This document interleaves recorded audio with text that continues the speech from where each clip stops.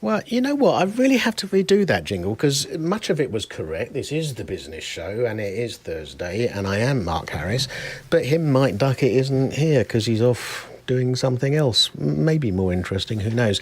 But I'm here and we're going to do the business show today, and I'm, as was said earlier, I'm going to be flying solo, and not all on my own though, because we actually have 3 guests in the studio. We have Lydia Smith, who is a sculptor. Hi. Hi. How are you? Yeah, great. Your first time on Marlow FM? First time on any radio. Ooh. A bit nervous, but just wing it. So yeah, go for it. A genuine virgin. You know what? We have lots of people who are sort of here for the first time, and most of them say at the end of the show, "Can I come back another day?" And if we say yes, you know we think you were good as well. And we have another virgin, Dan Hancock's from CoCredo. How are you? Good, thank you, Mark. How are you? Yeah, do you know what? I'm okay. I'm a bit hyper because I had a rather large cappuccino first thing this morning, but I've stayed off the caffeine since then, so we'll see how it goes.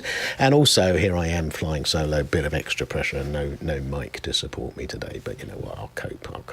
What's the worst that could happen? Don't answer that question. And your first time on Marlow FM, your first time on radio? Yeah, absolutely, yeah. Wow. Okay, and with you is Jane Bray, also from CoCredo. Hello. You all right? Good, thank you. Good. Yeah, you need that mic a little bit closer. Jane has said that she's not going to say anything on the show. She's just here supporting Dan. And she's already proved herself a liar by saying hello back to me, so that's okay. So I'm going to do something now that I've never done before, which is I'm going to remind you. I've told you before that there is a Facebook group for The Business Show. The Business Show is part one of the shows grouped as The Buzz. And what we do is the business show on Thursday, every other Thursday, 2 till 3:30, and we have our own Facebook page. And I'd really love you to like the page because then you can keep up with what we do and you can click on the listen again. You can see a little bit about the guests and all that good stuff. So I want to do an experiment today. I want as many people as possible who are listening to join the group, and it's facebook.com/groups/The Business Show. And unfortunately, if you just put The Business Show into Facebook as a search, it comes up with about a zillion different answers. So facebook.com/groups/The Business Show. And there's something else I want you to do today. I'm choosing 2 of the pieces of music today. The first one I'm going to play in a second is by Queen. And the one I will play at the end of the show is by U2.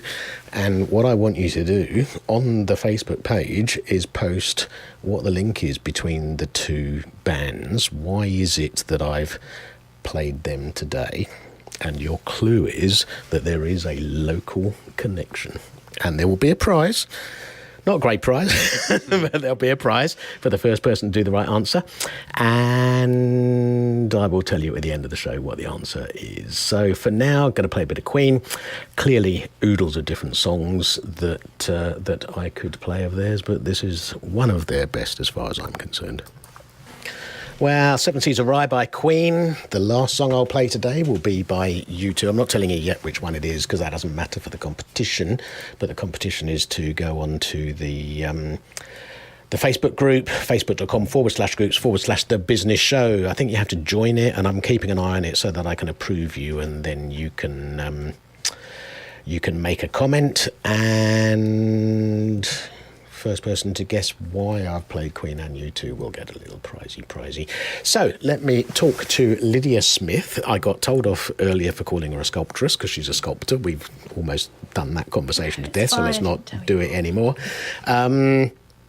So you are definitely the first sculptor we've had on the show. I'm pretty comfortable with that.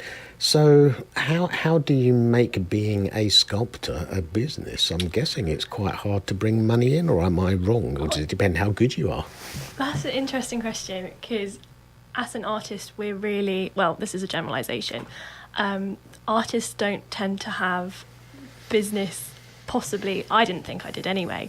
So it's that combination between how do I make my art that I love to make into a product, but without turning it into a product, if that makes any kind of sense. Yeah, you mean sort of not in a crass monetised kind of way. Yeah, exactly. Like I don't want my sculptures to just be on Tesco's shelves kind of thing. Not that would be a bad thing. Couple of million of those selling every year.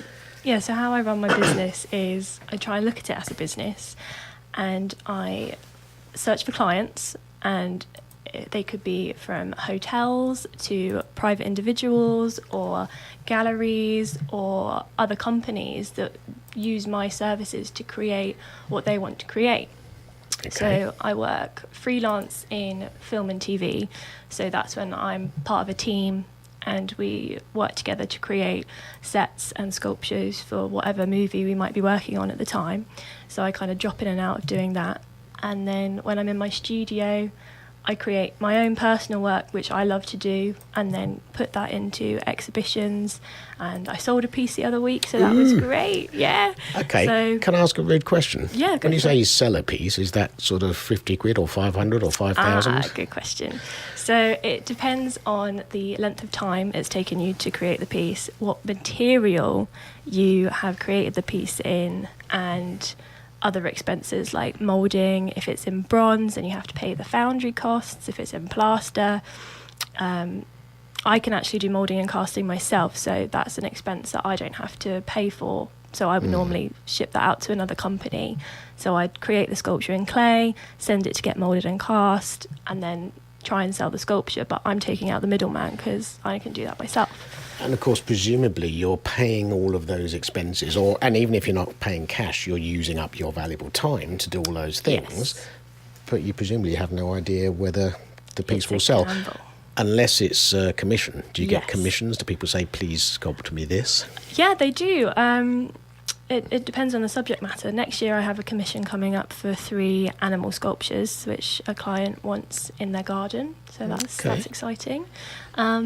But mainly, my focus at the moment is trying to get in contact with businesses who would want a sculpture in their foyer or in their car park or anywhere that they might see it, just to add to their overall aesthetic of their business. Yeah, I get that. And then we'll have like a client meeting, we'll say what they want, and I tend to, my style is figurative sculpture.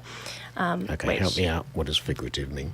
So, big generalisation, I guess, is like Michelangelo's David. That is a figurative sculpture. Okay. Or It's quite a good one. it is a good one. I've seen it. I've been there, I've done that. And you know what? I'm not the most arty of people, but I sat on one of the benches surrounding, there's a sort of a circle of benches around it, and I sat and looked at it, for about 20 minutes because it's just fabulous. Yeah, he's pretty He's quite good, that impressive. Michelangelo bloke. Yeah, he's all right. Not too bad. If he tries hard, he'll be as good as you. Yeah. Okay, and what would you say is your biggest challenge running a business of this kind of nature? It is difficult not knowing what's next. I love it because it's exciting, but it's also you don't know what's going to happen. So you don't know who you're going to meet, who's going to be the next client or next thing that takes you on your next journey, which I love. But it's also, if I don't make it happen, it doesn't happen. So I am the person that makes it happen. Yep. And you never know, maybe the next thing that happens is someone listening to the show right now will say, you know what, that sounds good. I want a statue in my garden. Yeah. And I can deliver that. So Cool. Good. Excellent. Well, I'm looking forward to hearing your business input. I know we're going to be talking about some creative arts type stuff with some of our discussion topics today, so I know you'll be chipping in on those as well as the rest of it. So let's turn to Dan Hancox of CoCredo, who's here with Jane Bray as well, but she's sitting very quiet in the corner. And Dan, tell me, CoCredo, what's that all about? CoCredo have been going about 16 years now. 16, 17 years. We're an online company, credit checking company. We offer, I suppose, credit checks, if you like, pulling business information together from all different sources on UK companies, so limited companies, PLCs, sole traders, partnerships, but also on companies across the globe, really. So 235 countries we cover. So if you wanted information on a company, and I don't know, Sweden, somewhere in the Middle East, then you can go online to our website and you can click through and be able to ascertain that information ridiculously quickly. And then you couple that with customer service. So, I'm very passionate about providing a service that I would want to sign up to myself. So along with a good online presence, you have to have that ability to be able to offer the service over the phone, over email, in a ridiculously good timing, and of high quality. So that's something that we're very passionate about. That sounds fabulous. Who's your ideal customer, or do you have a very broad spread of customers? Are we talking big corporates, or should Lydia be using your services? Sort of one-woman business? Across all, really. I think anybody that invoices, certainly anyone you're offering credit, you're providing a service or goods and then not getting paid for it for some time, potentially, if at all. So to actually be able to go onto a site and get as much information as you can, not only from a risk aversion basis, but also from an opportunity basis. You might say, okay, well, actually, is this company going to pay me or not? But at the same time, you might say, is there a bigger opportunity there that I maybe wouldn't have known about if I hadn't have had that information to my fingertips? Yeah. I guess that if you find out that a company has an A1 credit rating, whatever you call it, and that if I want to give them a credit facility of 100 grand, they're easy peasy, no problem. Well, hang on a minute, I should be selling lots to these people. I understand how that could be a kind of a pointer. So we have lots of different people listen to the show from businesses of all different scales. If you're talking, if somebody listening is running a small business, and I don't know how many invoices a year Lydia raises, but if it's somebody who, they're a small business, they might raise one invoice a month, and it's for 2, 3, 4 grand, and each time it's for a different client. Are they too small to bother using you, or are you happy to work with businesses of that kind of scale? Yeah, not at all. It's as small or as large as you want to go. I think there's certain economies of scale whereby the more you buy, the better rate you get. But at the same point, if you're looking to, we had a customer call us up the other day because they were looking to buy a dog from a pet shop, and they wanted to make sure that company, if you like, were a reputable company, that who was the ownership of it? Was it the guy that they're serving them at the till? And also, could they go back to them at some other time to, I suppose, get food, get materials, but also, I suppose, as well, are they a reputable company that they've been around for maybe some time, or are they just a fly-by-night that set up a pop-up shop and they need to try and get some more information? So it could be from a comfort basis, but that could be as little as £5-10 to be able to get that information. Okay, I'm glad you said that, because I was itching to ask you how much, and I wasn't sure if I should. So, and actually, if I run a small business and I'm thinking of giving somebody £500 credit, there's a limit to how much I'm going to spend on credit check, because if you're going to charge me £100 to credit check them, I may as well take the risk. Yeah, exactly. For that kind of low level of cost, there's no real reason for me not to do it. Absolutely. Yeah, in fact, what's the phrase? It makes sense. I can't remember where that comes from. Oh, clunk click, every trip, it makes sense. That's where that came from. Okay, thank you. I now have a bit of a better understanding. Next time I introduce you, I'll be able to do it more professionally. I know a bit more. Next time. Well, you never know. You might like it and you might want to come back another day, so that'd be good. Lydia, you chose the next piece of music for us, which is Ultraviolet by Freya Ridings. I'm going to admit I'm an old man, so I have no idea who she is. Tell me a teeny bit about her, and more importantly, why did you choose this track? Well, she's quite new, actually. I think I've only just discovered her in the last year. A good friend introduced her to me, and we were just playing all of her tracks back to back afterwards. She's just got such a powerful voice, and this is one of her least well-known, it's not one of the top that comes up on Spotify. Okay. And I just think she's great. So that's why I picked her. Maybe the people at home will too. I had listened to it the other day, and actually, I get that. And it's Freya, if you're looking to Google it, Freya Ridings. And this track's called Ultraviolet. Well, that really sets the mood.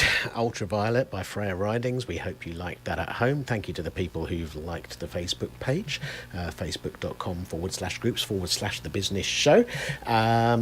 We are now going to move on to sort of the meat of the programme, which is discussing business news stories that we have found. And I'm going to start with Dan. Dan Hancock's from CoCredo, who are a credit-related business, as we just found out. And funnily enough, you found a website called credit-connect.co.uk. I'm sure it's good reading for you every day. But there's a story on there where the headline is "High Street Shop Closures Remain at Historic High," and Marlow High Street is just a couple of hundred yards from where we are in the studio. So what was it really about this story that caught your eye? I think that is something that we probably all see on a day-to-day basis is the decline in the high street, or the change in the diversify nature of the high street. And it's tough out there. So I think something that was quite interesting to me and CoCredo as a business is that the high street is changing, business is changing, and the information that we look at on a day-to-day basis would back that up. One of the things that we offer is whereby we offer an ongoing monitoring service. So it practically says if there's any change, good or bad. And actually this is doing exactly the same thing. So what my perception would be is that maybe the coffee shops and the charity shops and that sort of thing are becoming much more in volume. But at the same point, actually I was quite surprised by this, but that when we look at this article, for example, one of the massive surprising increases is bookshops, whereas arguably would you say that your traditional books are maybe in decline because we're moving to more of an online basis? Absolutely, and so Kindles and all that good stuff. Yeah, so the types of industries, the types of shops that were increasing were your sports and health clubs. Yeah. Which I think, we can all probably see that. Although also I think one of the things that I noticed is that there seems to be maybe a shift coming for that, whereby there seems to be this working out from home basis, and then you can log into a community. So has that got longevity in that? I don't know. Do people still want to physically go and leave their home and, join with other people and socialise with other people and get fit at the same time, potentially? So it certainly looks like that from the statistics. Yep. So bookshops, if I say, ice cream parlours, vaping and tobacco shops, and not necessarily a bad one, cake shops and patisseries. Yeah. And it's interesting that when you think of the shopping experience or the retail experience, well, sports and health clubs aren't really retail or shopping, but they are retail outlets. And I think it's interesting. There's certainly one and possibly two in Marlow High Street, either in or down a little alleyway or up a flight of stairs. They're not a retail outlet with a shop window. I certainly don't want anybody looking at me when I'm working out. But it does happen. Bookshops, I agree with you. I'm really surprised because I like a physical book that I can turn the page. And also when you're browsing for books online, you can read the first chapter sometimes, you can look at other people said and all that stuff. But it's just, I like the tactile aspect of books, and the fact that bookshops are in number 2 in the list of risers is not actually that surprising to me. But the next 3, ice cream parlours, vaping and tobacco shops, and cake shops and patisseries, those are all really tactile. You don't buy a donut online, and you can order an ice cream sundae online, but it will be melted by the time it gets to you. Vaping and tobacco, I think a lot of people are looking for advice and they want to smell products, and that implies the retail environment. So I don't know, Lydia, what do you think about sort of the high street? Is it a good or a bad thing that there's lots of sort of coffee shops and charity shops and stuff? I think it's a great thing because I personally like leaving the house and going to socialise, and possibly why the increase of ice cream, vaping and cake shops and things is because you actually have the ability to sit down, enjoy some time, meet with your friends there. You've got out of the house, you have a break, and it's just connecting with people on a human level. I think with social media and everything like that, people forget that people are real people, and it's nice to go and sit in a coffee shop or a vape shop or an ice cream parlour and spend time one-on-one physically with that person. So it really upsets me that people don't want to do that. Like you said about the gym, I love going to the gym, with other people around me. Like I walk into the gym and they're like, "Hey Lids, how's it going?" I'm like, "Yeah, it's really good." La, la, la. I'm sure you do. Yeah, it's great. And I've seen adverts on TVs for these workout stations where the whole selling point of it is you get to do it at home, but you have a little screen in front of you with someone talking to you, and I don't know, I don't want us to turn into robots. So I like the idea that the high street is growing in these particular things, even if it means that maybe the shopping element of it might be decreasing, but the social interaction is still there, which I think is really important. Yeah. And people talk a lot, and we talk a lot on the business show about bricks and mortar versus online retailing and experiences. And you don't find an online restaurant. You might be able to order some food to be delivered to your house, but it's not a restaurant. And it's about that interactivity. Ice cream parlors, cake shops, and certainly gyms. It's all about that interactivity. So there's a lot of discussion in most towns in the UK about the donut effect, where sort of the middle of a town, the shops close and the high street becomes empty, and you've got a sort of ring of things around it. So do we think that these more interactive businesses, stuff where people is what it's all about, is actually the part of the solution?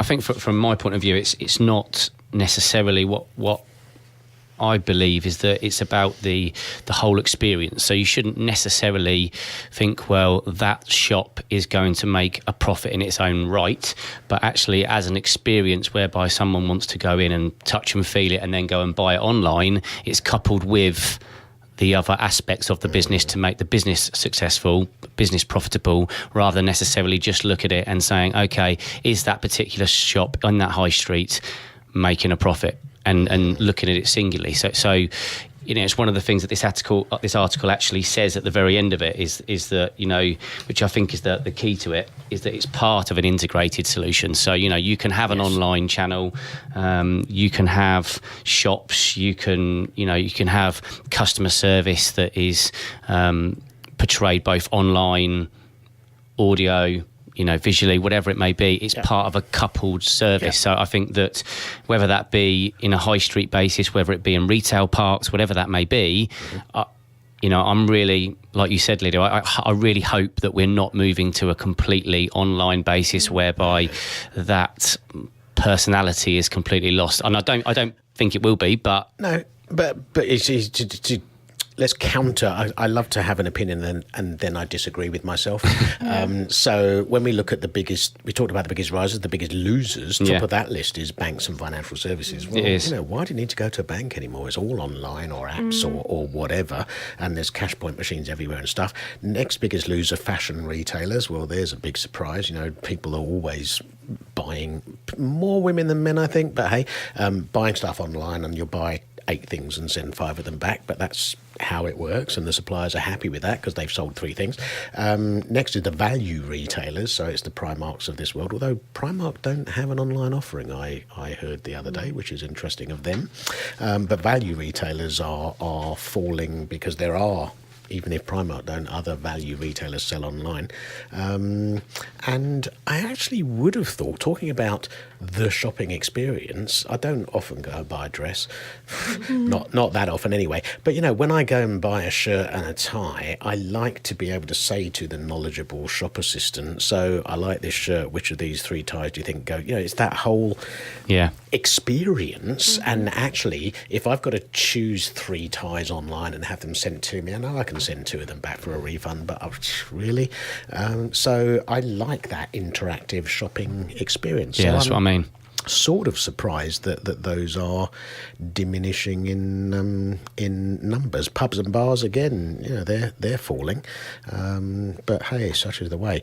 Estate agents is another big faller, but online, Rightmove and all those other... turn into purple bricks and everything like that. Absolutely. I think it's the way as well that these companies see their P&L. So if they look at, for example, like I said earlier, they look at just how profitable that retail outlet is doing, it may well be that, speaking for myself, I would go and do the same thing as you said there, Mark. I'd go and try something on in a shop. I might not buy it in the shop, if I'm honest, even though I've made the choice in the shop. So I've then gone online and maybe seen if there's something that was out of stock or whatever. You know, I've made a buying decision within the shop, but I've actually bought online. And that, of course, is one of the key problems that bricks and mortar places have. They are paying their rent and their rates and their staff give the expert advice to the shopper. Yeah. And the shopper says, I'll think about that. To which the response, of course, is, no, you won't. You'll go and buy it online.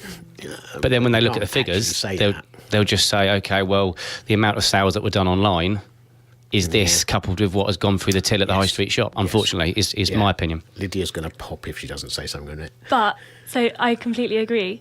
But if, say, there's 1 million people like you that go into a clothes shop and they try on these trousers and they then decide, I really like them, but I'm not going to buy them right now. Without that shop being there, these 1 million people that have tried on these trousers will not have bought the trousers. Yeah, totally. So even though it's online... Yeah, they've got to be coupled together. You wouldn't have bought them if you hadn't tried them on. But you see, if it's, I'm going to use a really posh word now that I'm proud of, a word that I know is omni-channel. So you get brands like John Lewis who have an omni-channel strategy. You can buy online, you can buy in the shops, and you can social media, and there's all sorts of different marketing channels they use, but your buying is either on the shop. Where they have a massive, massive plus is if you want that Jonelle branded shirt, you can't buy a Jonelle branded shirt anywhere else. So I completely agree with you, Dan. It doesn't matter if they buy it in the shop or online. They're going to buy it from John Lewis. But if it's a pair of Nike trainers, yeah, exactly, then you're not going to buy it from Runner's Retreat in Marlow, perhaps. I hope you do, because they're lovely, lovely people with lots of expert knowledge. But you can try them on. You can get the expert advice. You can say, I'll think about that, and you go and find the cheapest online retailer of that precise product, not something similar or nearly. It's that precise product, and that's where I think some of the bricks and mortar retailers have really got to build in some uniqueness for them, something that means it can't be bought online. Like a Marks and Spencer's branded, what do they call it? Marks and Spencer, St Michael branded product. You can't buy a St Michael branded product anywhere except, you can't buy a Waitrose product anywhere except Waitrose. So, I think that's what people have got to do. And I like the fact as well that it keeps businesses on their toes. As a businessman myself, I'd say, let's try and make sure that what you do offer makes that customer be loyal to you and buy it from you. And that, the uniqueness that you said earlier is exactly it, whatever that may be. Absolutely. Well, I said a little earlier that Lydia was bursting to say something, and right now we've got Justin Timberlake bursting to say something. I'm sorry, that's as good as it gets. Dan, you chose for us to listen to and for listeners at home to listen to Justin Timberlake with Say Something. So are you a big Justin fan? Do I want to admit that? Yes, I suppose I am. Why not? And why not? Yeah. I think there's two reasons for choosing this. One, from a personal basis, is that I think the message says something to me when I think about it. You don't have to always say something. You can say nothing at all and have a bigger impact, which probably doesn't bode very well with a radio station, but nevertheless. But also as well, it's one of my son's favourite songs, so it has a personal relation to that as well. You know what, we get lots of our guests, why did you choose this track? Because my kid told me to, so hey. So let's hear what Justin Timberlake has to say when he says something. Wow, that has a sudden end. We like a sudden end, not as bad as a false end, and then you start talking over it and then it plays some more music. We really hate that. So you are listening to The Business Show. You're listening to Marlow FM 97.5. It's 2:42 on the 2nd of May. I don't know where that 45 minutes just went. And we have me, Mark Harris, presenting, and we have Dan Hancock's from CoCredo and Lydia Smith from Lydia Smith Sculpture. And Lydia, we, I think, turn to you now because you found a story on the BBC News website, which is one of my favourite ones. And the heading is Creative Subjects Being Squeezed, Schools Tell the BBC. So two questions for you, really. One is, tell us in what way are these creative subjects being squeezed? What's that all about? But also, what's the business angle? Why are we talking about this on a business show? Okay, so I'll start with your second question. So from a business angle, currently in the UK we have different succeeding business sectors, and the creative industry at the moment, the new figures were published today, is that the UK creative industries are now worth 84.1 billion per year to the UK economy. Wow. So that's a lot of money. That's more than I've got on me right now. Yeah, same here. You can't go to a cash point for that. But so how are we meant to maintain or grow that further if we're cutting it off at the source? If we're not making creative people, and we're not allowing creative people to be creative in schools and follow their dreams, we're not. That's realistically, I can only see that number decreasing. So that's my business angle from your answering your question. I get that. So what are they actually doing? In what way is it being squeezed? What's the impact? Well, just hours are being cut. So they're prioritising academic subjects over creative subjects. What I mean by creative subjects is music, drama, art, tech skills like DT, cooking classes, graphics, dance. Yeah, all of these. That's a whole nother curriculum. That's a whole nother side curriculum to the academic curriculum. Mm-hmm. So you could be creating. You don't know who is going to come from that pool of people, and if you cut their time and cut their teaching time and their resources, how are they ever expected to become what they're meant to become if they haven't been taught? And I'm in contact with my art teacher still from when I was at school, and she left the secondary school that I was at and is now teaching at a private school. Okay. And because they have more funding and because she is passionate about it, she's able to give them a better arts education. And I'm going in to teach them a bit of sculpture as well, so that's really exciting. That's good. But it also builds confidence, like drama. I didn't like drama when I was at school because I didn't have any confidence back then. But it teaches you life lessons as well, like how to interact with your peers and like play a musical instrument is a completely different part of your brain. And we're not all academics. And I think as well, there's a quote here from Mr. Bennett, Jez Bennett, a musician and head teacher at Elizabeth Woodville School, who talks a lot of sense. And he says that these subjects, the ones that you've listed out, the artistic subjects, taught a wide range of skills, much in demand from employers, particularly collaboration, creativity, self-expression and control. So it's not just about becoming an artist and painting things which give you a career and boost the economy with the sales of those products. I know a young man who's probably not listening to the show right now, because why would he listen to his dad on the radio? Drama studies degree, and he's a kitchen salesman. Yeah. And designer. So the designing bit is that creativity thing, but there's also the sales ability, the confidence to stand up and talk to people, to present, to take all of the relevant facts and put them in a semblance of, build them into a story. All of those kinds of skills are useful. He works as part of a team, so that's where the collaboration comes in. So the skills that you learn when you're doing these arts, be it sculpture, dance, whatever, they are transferable skills. Yeah, it's about interacting with other human beings. Like if I'm just sat in my room as a teenager revising for my exams, I might miss out on some valuable time or learning about how to socialise in different situations. And I think it also segregates us as people as well. Like, yeah, you can do revising in groups and stuff like that, but yeah, why do things by yourself when you could do things together and have a good time and like learn together with these creative subjects? Absolutely.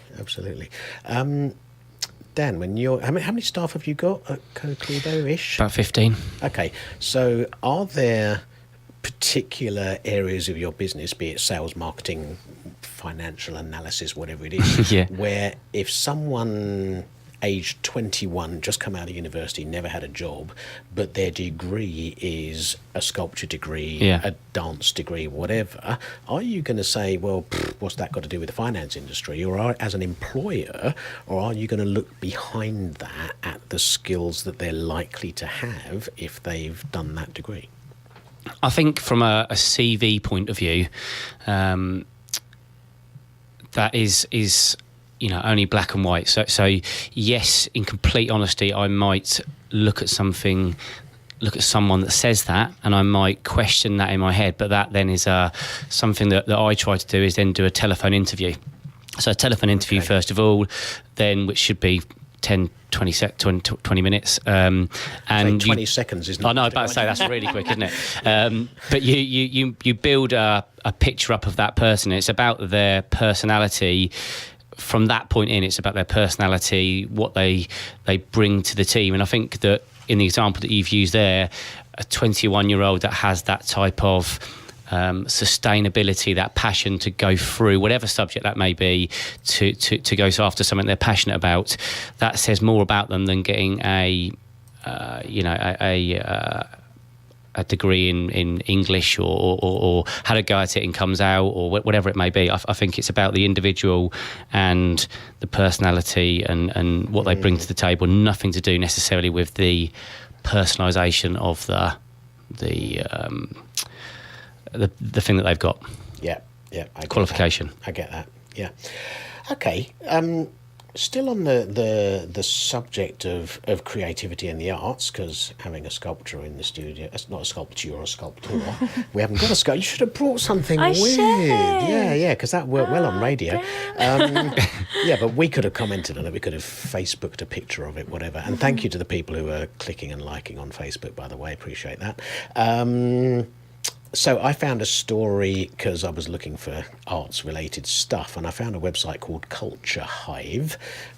It does what it says on the tin. And it asked a really interesting question. Why do businesses sponsor the arts?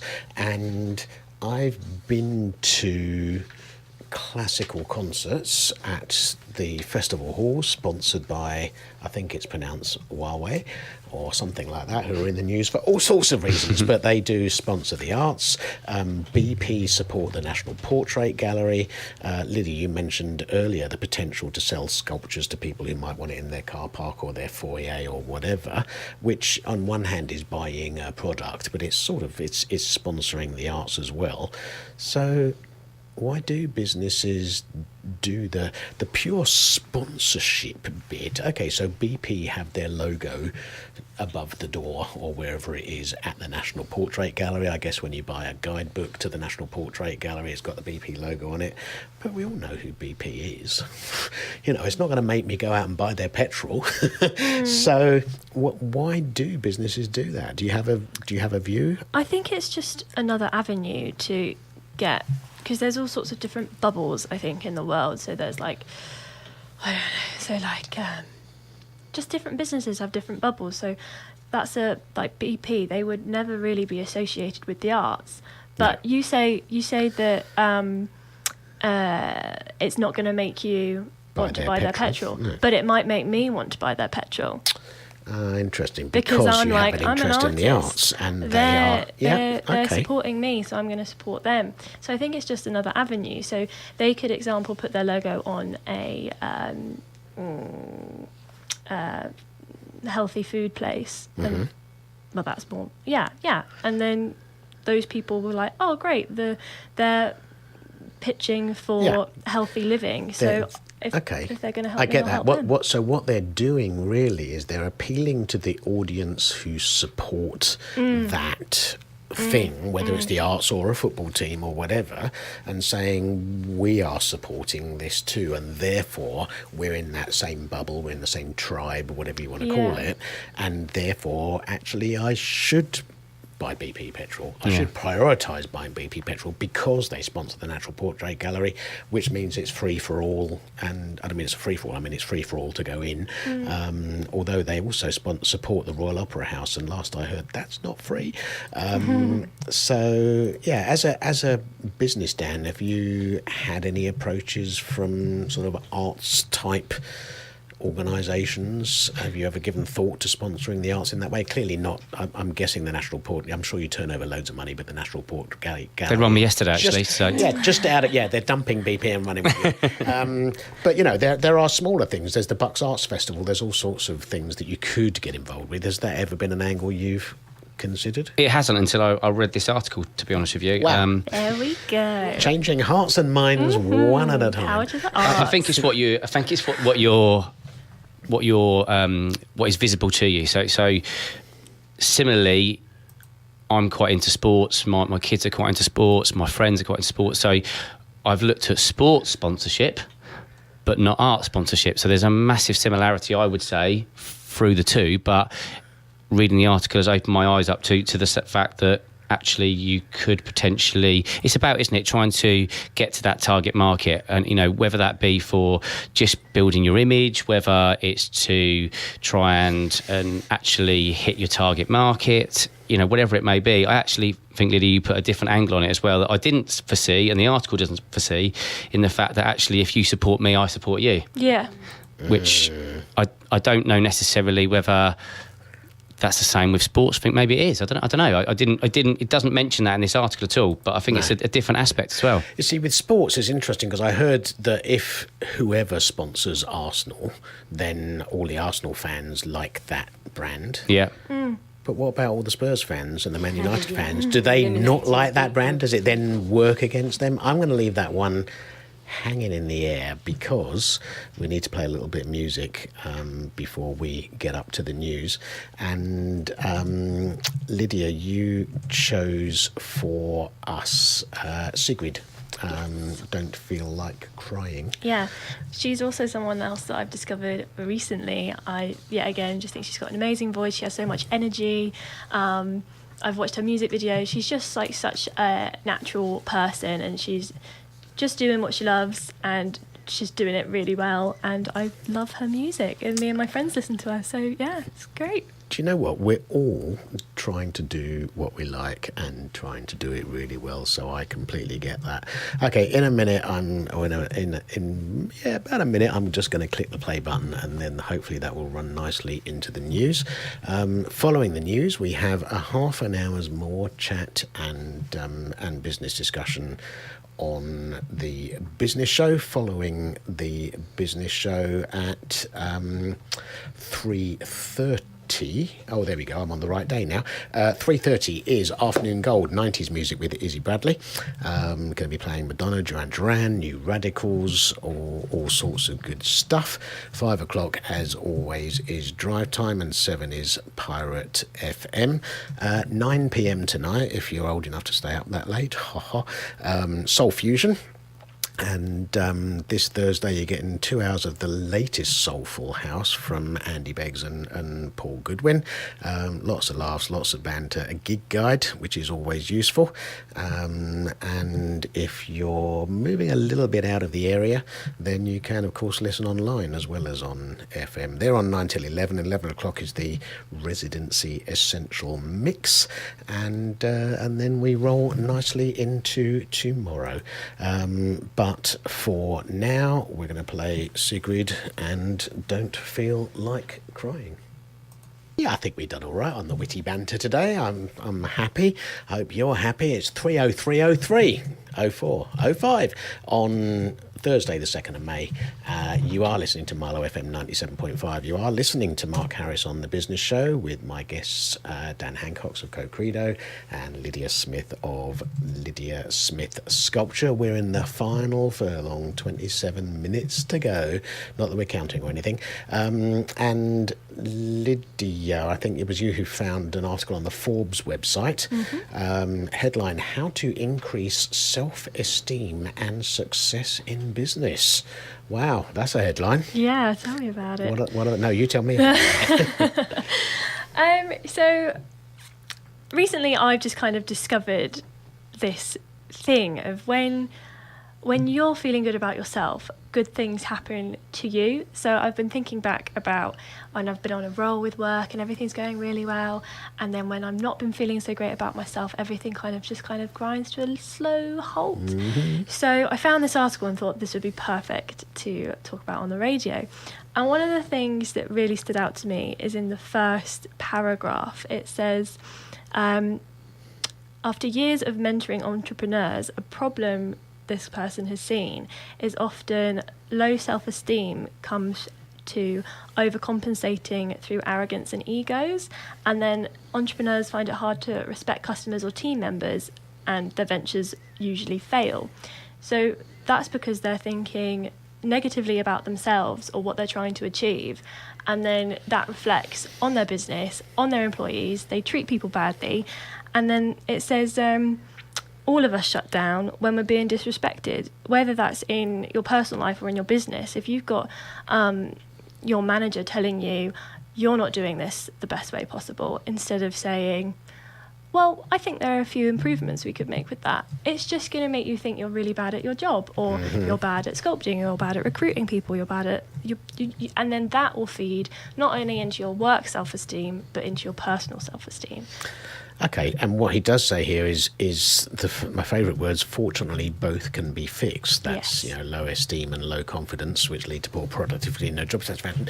So how do you fix that? When somebody's depressed, the worst thing you can say to them is cheer up. When somebody's, I nearly used a rude word, when somebody's not very happy, saying to them, pull yourself together is the wrong thing to say.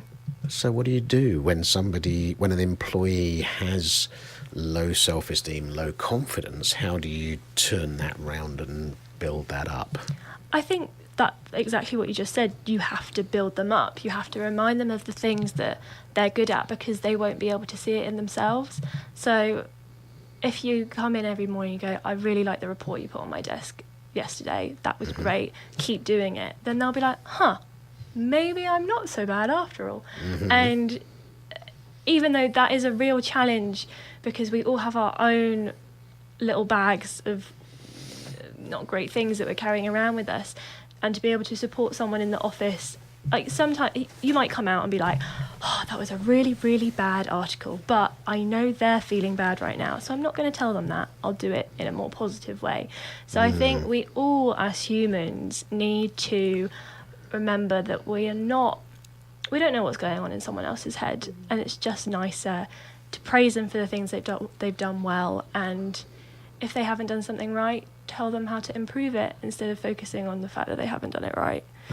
I get that. Yeah. Dan, you're the employer in the room, a team of 15. Does that chime with you? Does that make sense? Yeah, absolutely. I think one of the things that both my family, friends, and the team alike will probably all say that I harp on about too much is that you need to treat people how you'd want to be treated yourself. So, would you like to be treated? Would you like to be spoken about like that? No. So why would you do that to someone else? So I think that you're absolutely right. If you're going to beat someone down, then you're likely to make them more introvert and nervous.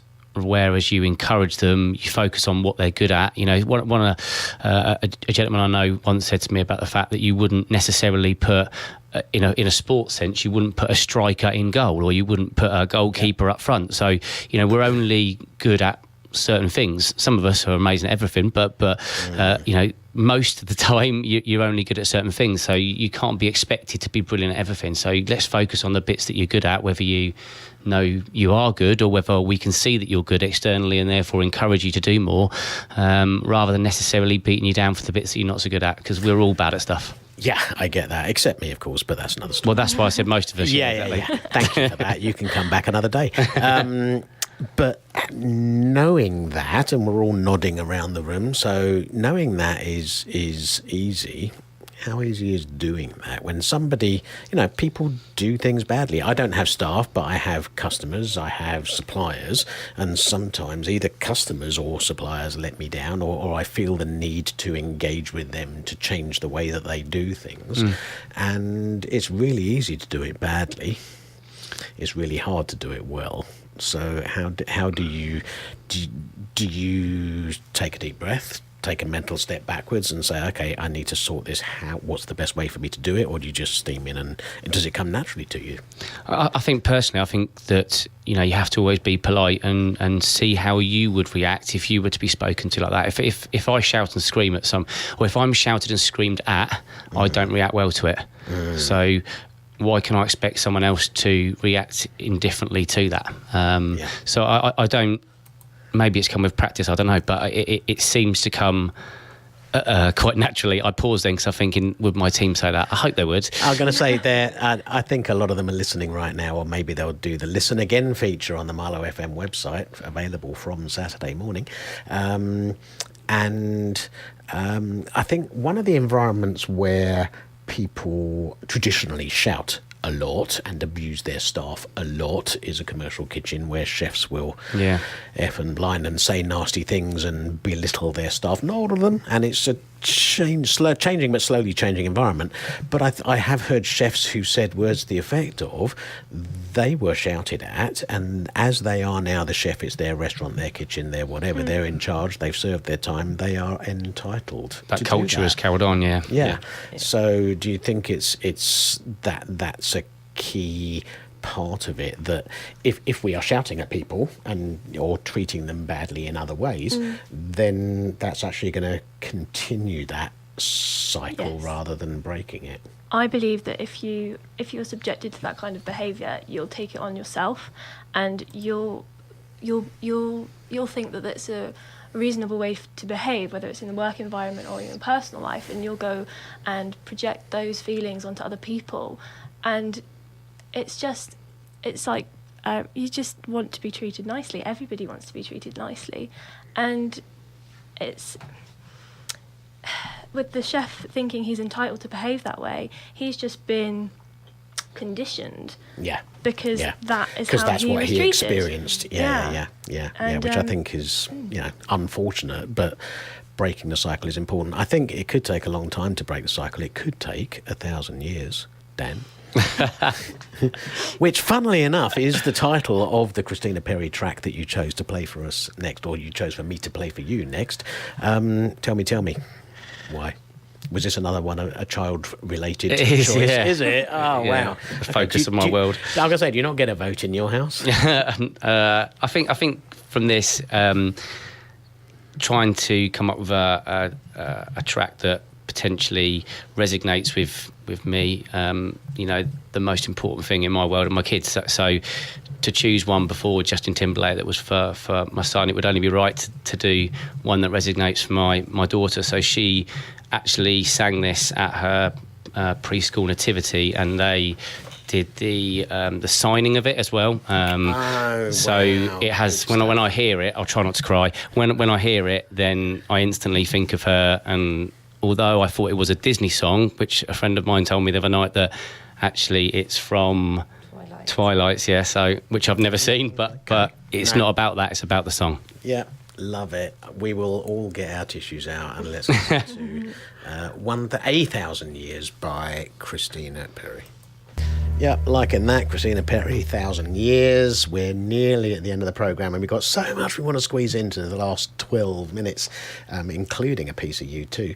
But first, let us talk to Dan, that's Dan Hancock's from CoCredo, who found a website called Incfile, INCFILE, and the tagline is "Where Business Begins." And you know what? I had a little browse around of the website. It's quite a nice little resource. But one of the articles that you wanted to talk about today was the benefits of listening to podcasts for your business. Now, I listen to a bunch of podcasts, and they're all comedies, so I'm guessing they're not a benefit. What's the benefit of listening to podcasts for your business?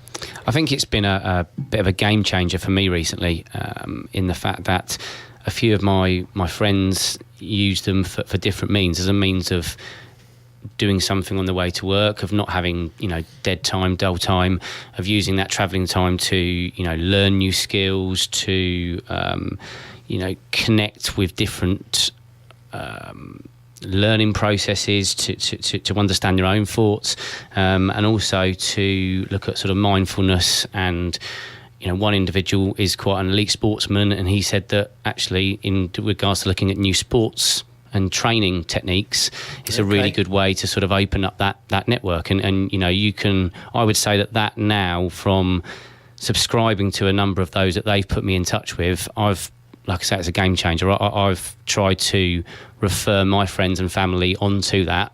No different to what I'm doing now. I think it's something that I didn't know anything about probably 6 months ago, naively. And like I say, it's been an absolute game changer for me. Okay, so let me be Mr. Controversial, if I may, and disagree with you. Do you not need some downtime? Do you not need some time when you're not thinking about business? If you're driving to work and listening to a business podcast, driving home from work listening to you're always, it's just business. Is a comedy or Heaven for Friend Radio 2, or perhaps Marlow FM, is that not going to chill you out a bit more and relax you and get you to work in a more positive frame of mind? Yeah, I think it's about having a variety of different podcasts based upon what your mood is. So not all of them are about business. It may well be. I'd probably say that maybe, I don't know, let's say I listen to on average 5 a week, maybe, let's just say a number. I would say that probably only 3 are business, but maybe not even that, maybe even 2, but I would say that they are developing me as an individual. So whether that be from a mindfulness basis, or whether that be from a music basis or a sports basis, health basis, whatever it may be, it's whatever I feel the flavour of that journey or whatever that may be at that time. I feel like I want to be uplifted from this respect. And to be honest with you, some of the podcasts I listen to are a complete waste of time. But unless I've listened to them, I might not know whether they are a waste of time or not. You've got to sort of give it a try. Yeah. Otherwise, And I guess, like I said earlier, I think I have an opinion, but I disagree with it. So I'll stand by what I said. But I listen to comedy podcasts a fair bit. And actually, if I'm going to a meeting, going to whatever, it's giving me that respite. It's giving me a breather from work, and then I get out the car. I sort of switch my work brain back on again, and I'm feeling more refreshed and ready to go. Lydia, when you're busy sculpting, whatever it is that you do in your studio, you got your chisel and off you go. Do you have music on? Would you listen to a podcast? Do you listen to business podcasts? I do listen to podcasts. They're a new thing for me as well, probably in the last 6 months, because my friend said, just listen to a podcast instead of listening to some music and actually learn something. And I was like, I'm up for that. So when I'm at work, sculpting away, I actually did it on my last job, scratching away at some polystyrene, and I have as you do. As you do. I have a podcast in my ear called The Sculptor's Funeral, which is all about the history of sculpture and the history of art. Wow. And it's amazing. So I'm learning about the history of art, which I never got taught in school because of guts and all these things. Why I'm working, and I also do it from a personal point of view. There's meditation podcasts and all sorts, so I use it for that as well. So if I was to ask each of you to recommend your favourite podcast, be it business or not business, what would you run with? I would go with The Sculptor's Funeral from an artistic point of view. It's funny, there's also techniques on there of how to do certain things, and then you get a history of art, and it's not just about sculpture, they do painting on there as well, and it's just really, really interesting. Okay, I'll tell you what I'd really like you to do. There is a Facebook page, facebook.com/groups/The Business Show. Will you put a link to the podcast on there so that we can all have a little bit of a listen? And Dan, your favourite? I think I've got probably 2 which have been referred to me, and then I've then started to engage with them, which is Lewis Howes. So Howes being Howes. So he's an ex-sportsman who has turned his focus in life into helping others for a better mindfulness. And then there's also Dr. Michael Gervais, which is Gervais, and his podcast is called Finding Mastery. So it sounds a little bit Americanized to a certain extent, but actually the content is game changer. It's really, really good. Cool. Mine is not businessy at all. Richard Herring, comedian, and he does the Richard Herring Theatre, Leicester Square Theatre podcast. If you Google Richard Herring on your favourite podcast or whatever, you find it. Quite a lot of bad language that wouldn't be appropriate on Marlow FM, that's for sure. But I like it. Very funny. Interviews lots of mainly comedian guests, and that's what I listen to as often as I can. So the time has come. The war is said to talk of many things, and those many things are about going home.